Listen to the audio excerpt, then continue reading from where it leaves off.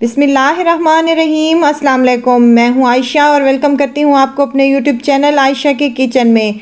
आज मैं आपको बताऊंगी कि बेहतरीन सी और चटपटी सी मैकरोनी आप किस तरह घर पर बना सकते हैं। ये एक देसी डिश है। असल में मैकरोनी एक पास्ता है और पास्ता इटालियन है और हमने इसके अंदर अपने मिसाले और कुछ वेजिटेबल डालकर इसको मज़ीद एक देसी फूड तैयार कर लिया है। बेहतरीन सा ये लगता है और झटपट से ये बन जाता है।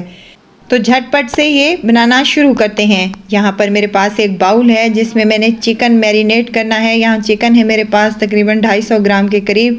बोनलेस चिकन है जिसकी मैंने छोटे छोटे सी बोटियाँ कर ली हैं। इसको इस बाउल में शामिल कर दें। यहाँ पर मेरे पास 3 चम्मच के करीब दही है जो मैंने फेंट कर इसमें शामिल कर दी है। आधा चम्मच नमक का और आधा चम्मच कुटी पिसी लाल मिर्च का ये मैंने इसमें शामिल कर दिया है। सफ़ेद मिर्च का पाउडर है मेरे पास 1½ चम्मच। तो यहाँ पर मैं ये 3 मिसाले ही शामिल करूँगी। इनको अच्छी तरीके से मिक्स कर लें और 10 से 15 मिनट के लिए इसको काउंटर पर ही छोड़ दें ताकि ये अच्छे तरीके से मैरिनेट हो सके। 15 से 20 मिनट के बाद हमने एक कढ़ाई ले लेनी है और उसमें मैंने शामिल कर देना है ऑयल। 3 से 4 टेबलस्पून। ऑयल जो ही गर्म हो जाए तो उसमें अदरक लहसुन का पेस्ट है मेरे पास 1 चम्मच के करीब, ये भी इसमें शामिल कर दें और 1 से 2 मिनट तक इसको फ्राई कर लें ताकि लहसुन अदरक का जो कच्चापन है वो दूर हो सके।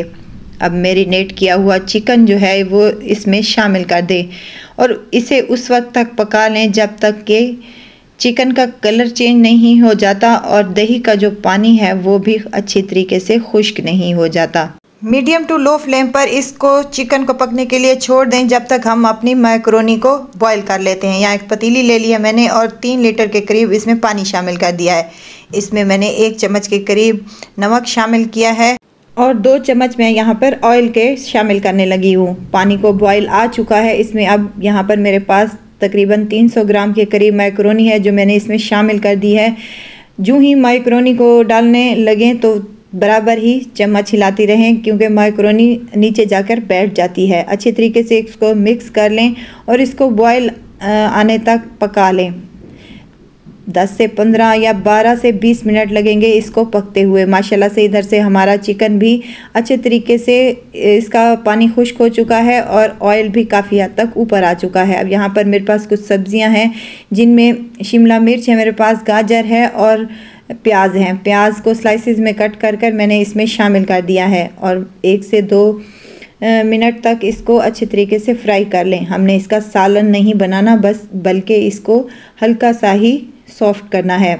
यहाँ पर गाजर है मेरे पास, ये भी इसमें शामिल कर दें जिनको मैंने जूलियन शेप में काट लिया था। और यहाँ पर ये 2 मेरे पास शिमला मिर्च जिनको मैंने जूलियन शेप में काट लिया है वो भी इसमें शामिल कर दें। गाजर एक बड़े साइज़ की थी जिसको मैंने काट कर इसमें शामिल कर दिया है। तमाम चीज़ों को अच्छी तरीके से मिक्स कर लें और इसको फ्राई कर लें 1 से 2 मिनट तक।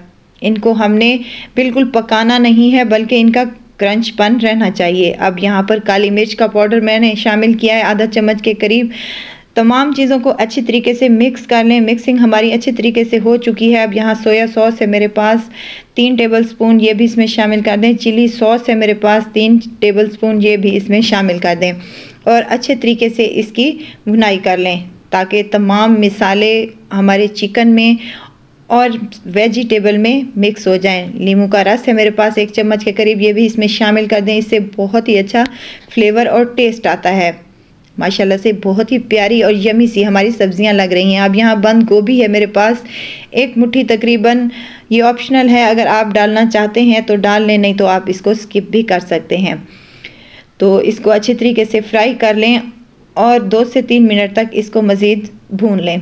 यहाँ केचप है मेरे पास आधा कप के करीब, ये भी इसमें शामिल कर दें और मज़ीद इसको अच्छी तरीके से मिक्स कर लें।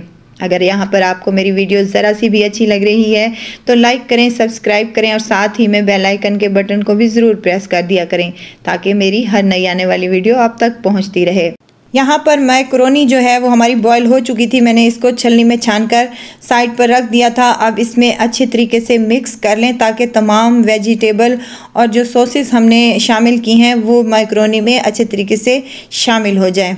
माशाल्लाह से बहुत ही मज़े की लग रही है। अब फ्लेम को हमने ऑफ़ कर देना है। यहाँ हरी प्याज है मेरे पास, जिसका ग्रीन वाला पार्ट हमने यहाँ पर शामिल किया है। इससे बहुत ही अच्छा टेस्ट और फ्लेवर आता है। ऊपर से हरा धनिया स्प्रिंकल करेंगे तो माशाल्लाह से मज़ेदार सी, चटपटी सी और बेहतरीन सी हमारी मैकरोनी बनकर रेडी है। रेस्टोरेंट से कई गुना बेहतर अपने घर पर तैयार करें।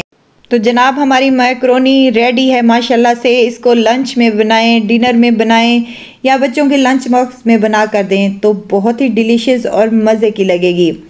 तो ज़रूर ट्राई कीजिएगा और मुझे दुआओं में ज़रूर याद रखिएगा। खुश रहें, खुशियाँ बांटें। इजाज़त चाहती हूँ, फिर आऊँगी इंशाल्लाह नई और मज़ेदार सी चटपटी रेसिपी के साथ। आयशा को दीजिए इजाज़त। अपना बहुत सारा ख्याल रखिएगा। अल्लाह हाफ़िज़।